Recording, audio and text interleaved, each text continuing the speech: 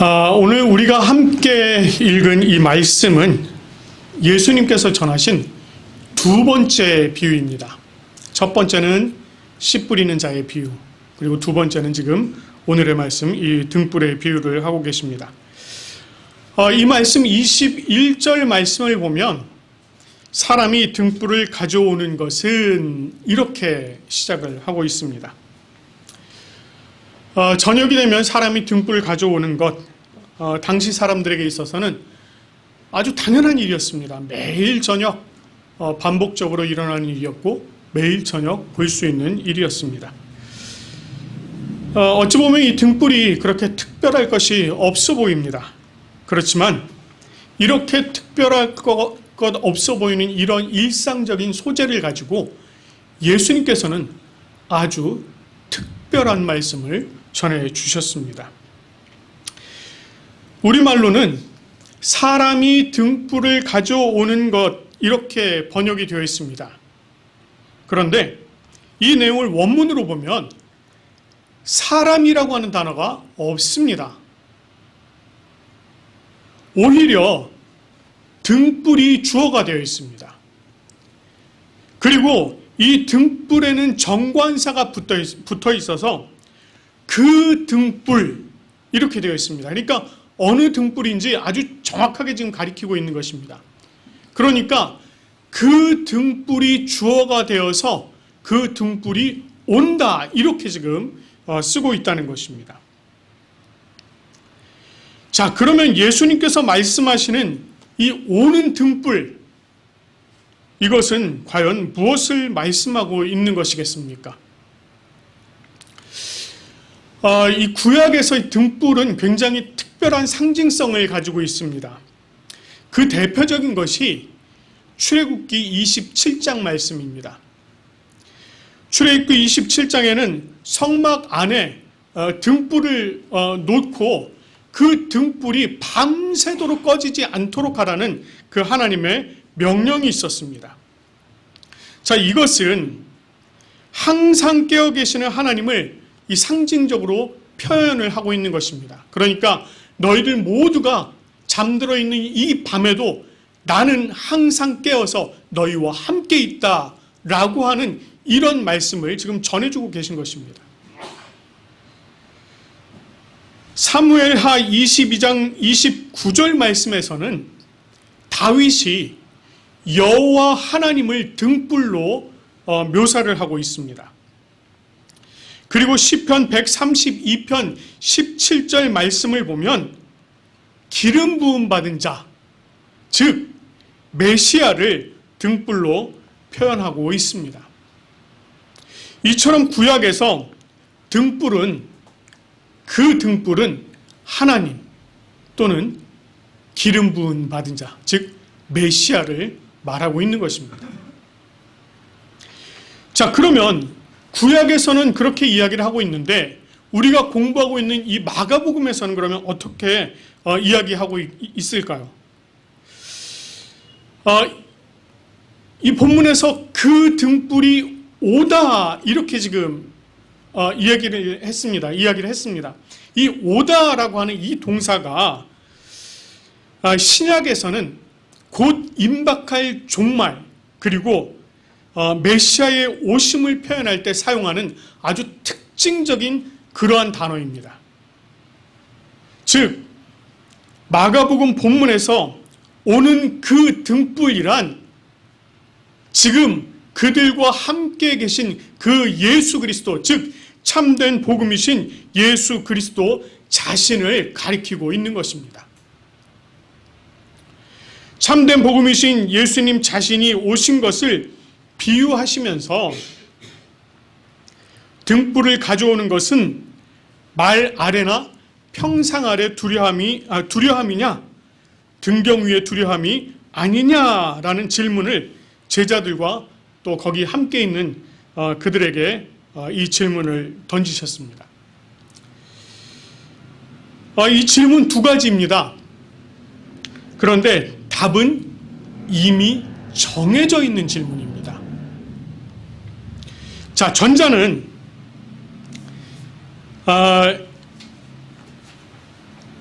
당연히 이 질문을 딱 들으면 당연히 아니요 라고 하는 답을 할 수밖에 없다는 것입니다. 예를 들면 이 얘기예요.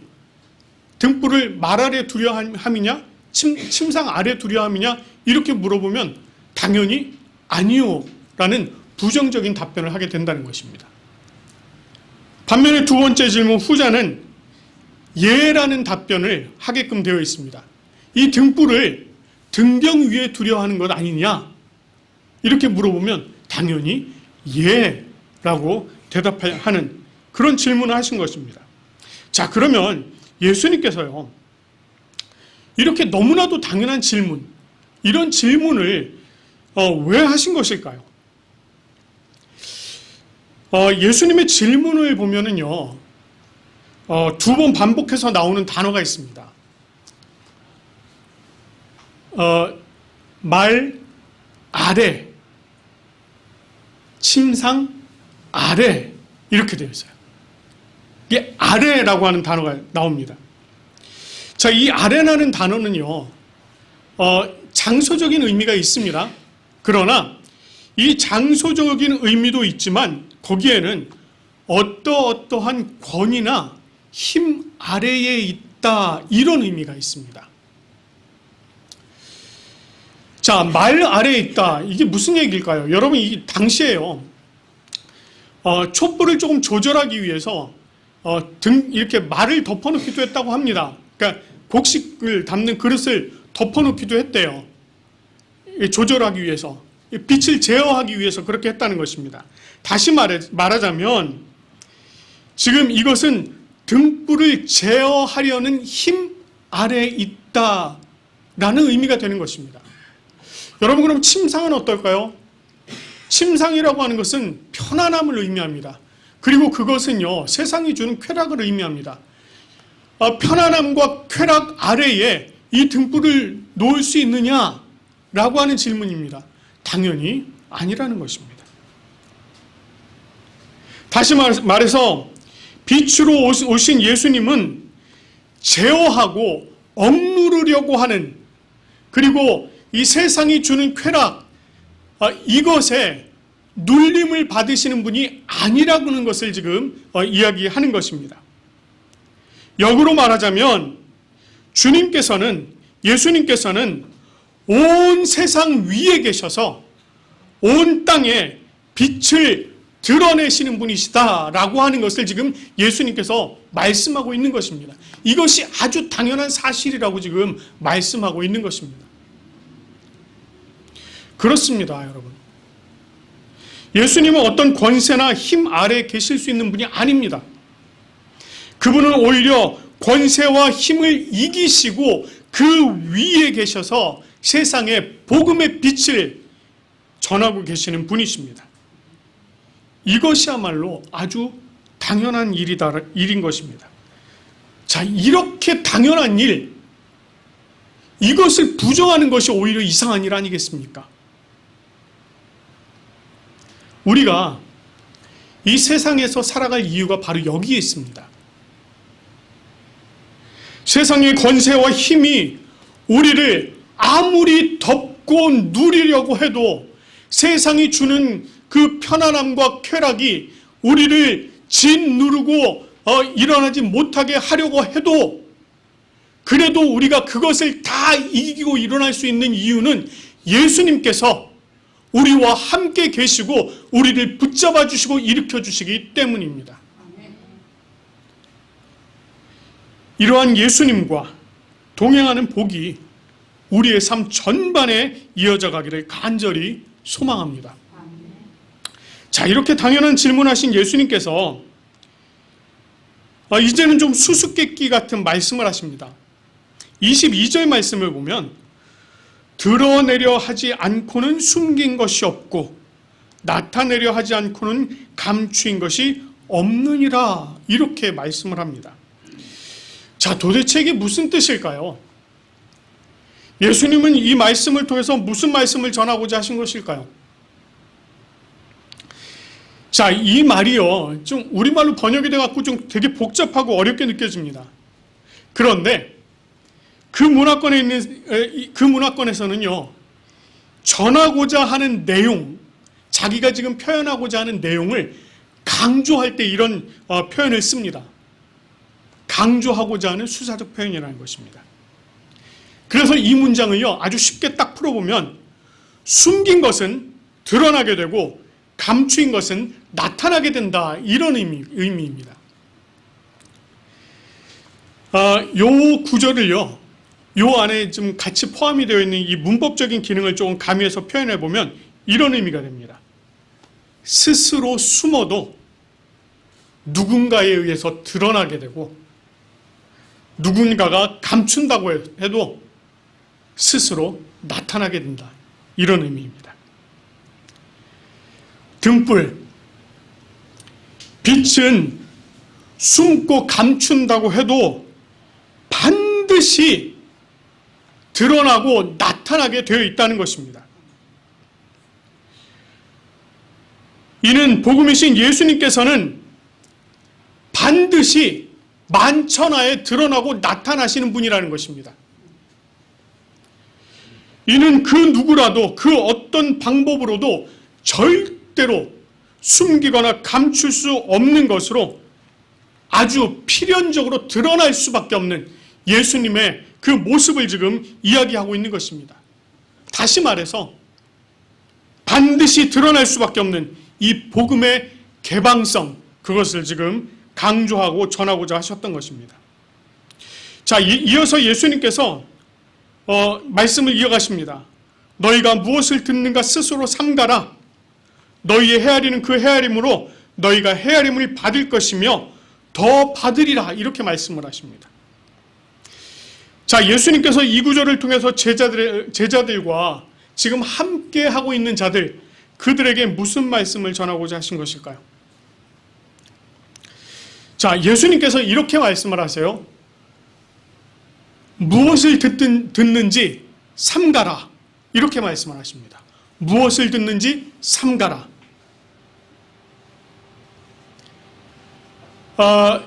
원문으로 보면은요, 삼가라가 앞에 나옵니다. 삼가라, 무엇을 듣는지, 이렇게 되어 있어요. 그 명령형입니다. 명령형. 명령하셨다는 거예요. 여러분, 예수님께서 명령하셨다는 것은요, 이 말씀이 그만큼 중요하다는 것입니다. 아주 중요하다는 거예요. 그리고 거기에 또 무엇이 따라오느냐면, 이 명령하셨다는 것은 그 명령에 대해서 반응하고 그 행하는 그 기대치를 예수님께서 가지고 말씀을 하신다는 것입니다. 내가 명령하였을 때 너희가 어떻게 할 것인가, 그거를 지금 말씀하는 것입니다. 자, 여기 보면 삼가라, 이렇게 말씀하시는데, 이 삼가다라고 하는 이 동사는요, 원래 뜻이 이렇게 보다라는 뜻입니다. 보다. 그런데 그냥 이렇게 눈에 들어오는 대로 그냥 대충 보는 그런 의미가 아니고, 내가 주의를 기울여서 아주 집중해서 이것을 꼼꼼히 들여다보는 것, 이것을 의미합니다. 여러분, 그렇게 꼼꼼히 들여다본다는 것은 무엇을 의미합니까? 그것을 내가 이해하겠다라고 하는 그런 이야기입니다. 다시 말해서 예수님께서 말씀하신 무엇을 듣는가 삼가라, 너희가 듣는 것을 아주 꼼꼼히 보고 그것을 받아들이라는 것입니다.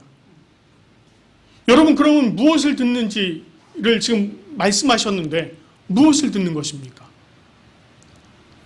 지금 여기서 듣는 것, 이 제자들이 지금 계속해서 듣고 있는 것은 바로 예수님의 입을 통해서 전해진 모든 말씀, 즉 하나님의 말씀, 즉 복음이었습니다.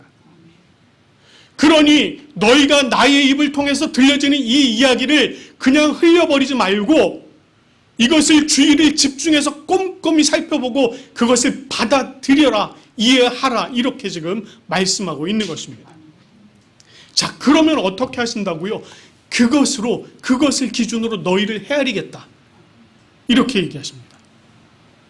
너희가 깨닫고 이해하는 만큼 그것을 가지고 너희에게 더욱더 채워주시겠다, 이렇게 지금 말씀하고 있는 것입니다.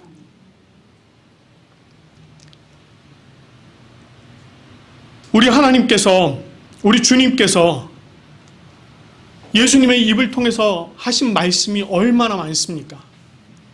그런데 그 수많은 말씀들 어느 것 하나 빼놓을 것이 없습니다. 다 중요한 말씀입니다. 특별히 이 하나님의 말씀, 복음, 하나님의 비밀은 엄청나게 중요하다는 것입니다. 이 말씀을 깊이 깨닫고 그 깨달은 말씀대로 살아가고자 할 때 우리 주님께서 그만큼 더욱더 채워주신다고 하셨습니다. 우리가 예수님을 통해 전해진 그 하나님의 말씀, 복음을 듣고 주님께서 이 채워주신다고 하셨으니 이게 얼마나 참 기쁜 일입니까? 오늘 이 예배 자리에 참석하신 여러분, 이 자리에 나온 여러분 모두에게 이 예수님의 명령과 같이 하나님의 말씀을 주의 깊게 삼가서 듣는 은혜가 함께 하시기를 간절히 소망합니다. 자, 마지막으로 예수님께서 25절 말씀을 통해서 있는 자는 받을 것이요 없는 자는 있는 것도 빼앗길 것이다 이렇게 말씀하십니다. 자, 여기서 있다 없다 이렇게 지금 표현을 하고 있거든요. 근데 이 내용은요, 이 가지다, 가지지 못하다 이 내용입니다. 이 뜻입니다. 본래의 뜻이. 그래서 환원을 해보면 가진 자는 더 받을 것이고 가지지 못한 자는 그 가진 것도 빼앗길 것이다. 이런 말입니다. 이게 신앙적인 어떤 부익부 빈익빈 이거를 이야기하고자 하는 것일까요? 그렇지 않습니다. 그렇지 않습니다. 이 말씀은요, 앞에서 하신 말씀의 결론입니다. 그래서 이것은요, 이 말씀을 대하는 태도를 이야기를 하고 있습니다. 하나님의 말씀을 듣고 그것을 삼가여 깊이 깨닫고 이해하고 그리고 그 깨달아진 그 말씀을 꼭 붙잡아서 나의 것으로 만들고 유지하라는 것입니다. 그것을 그렇게 하느냐 못하느냐의 차이를 지금 말씀하고 있는 것입니다. 하나님의 말씀을 듣고 그것을 자기의 것으로 소유하면 말씀을 더 부어주시지만 그렇지 않으면 있던 것마저 다 빼앗겨버린다는 그렇게 말씀을 하고 있는 것입니다. 여러분은 어떠십니까? 여러분에게 전해진 하나님의 말씀, 여러분께서 읽으시는 이 하나님의 말씀, 이 말씀이 여러분들에게 이해가 되어서 깊이 이해해서 그것을 여러분들께서 꼭 붙잡고 소유하며 살아가고 계십니까? 아니면 그저 듣는 둥 마는 둥 그렇게 방치하고 계십니까? 원컨대 오늘 이 자리에서 예배드리는 우리 모두가 우리 성령님의 도우심을 따라서 하나님의 말씀을 삼가하여 듣고 그 들은 말씀을 꼭 붙들어서 자신의 소유로 소유하고 유지하며 살아가는 그런 은혜가 함께 하시기를 간절히 아주 간절히 소원합니다. 우리 함께 기도하겠습니다.